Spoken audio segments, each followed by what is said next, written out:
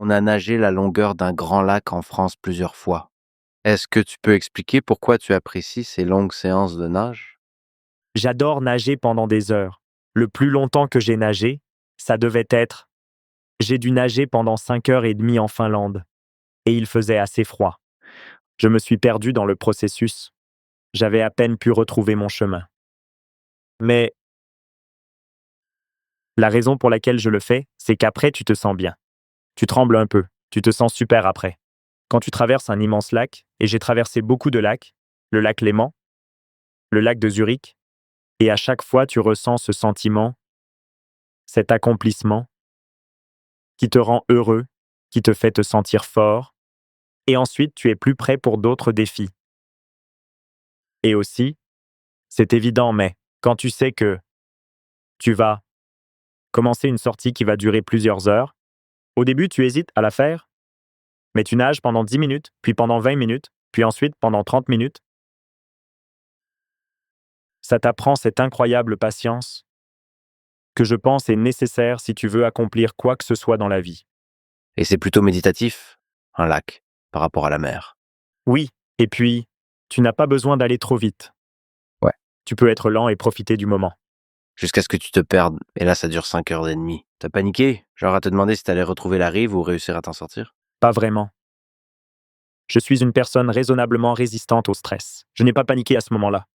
Et il y a eu des baignades pires que j'ai faites qui étaient plus courtes, mais impliquaient des accidents, étaient au courant de certains d'entre eux.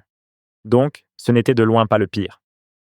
Mais une chose importante à propos de la natation et de l'activité physique en général, c'est qu'elle clarifie l'esprit et grâce à elle, ton processus de réflexion devient plus efficace.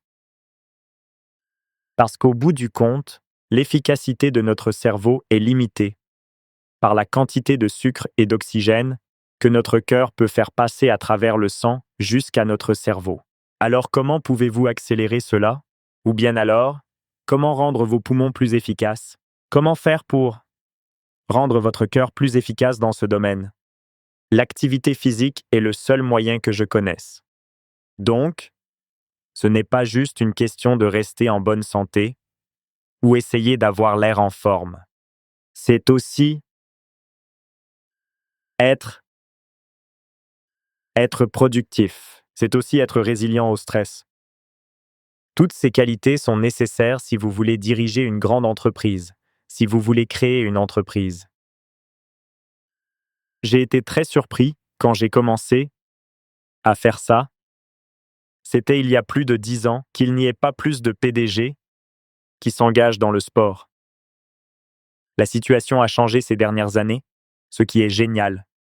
Parce qu'à l'époque, disons il y a 20 ans, il y avait ce stéréotype que si vous êtes fort, vous ne devez pas être très intelligent et vice-versa, ce qui est complètement insensé.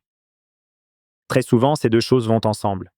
Donc pour toi, l'exercice n'est pas seulement pour rester en bonne santé. C'est en fait précieux pour le travail que tu accomplis en tant que leader technologique, en tant qu'ingénieur, en tant que technologue. Absolument.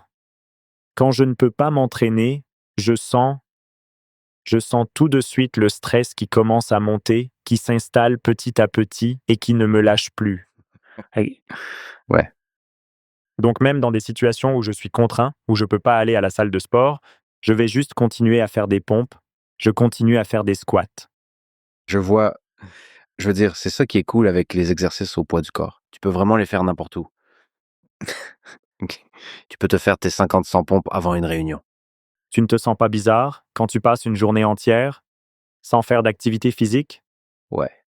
Si je passe une journée sans faire des pompes, au minimum, c'est une journée pourrie. Et si tu peux faire des tractions, c'est encore mieux.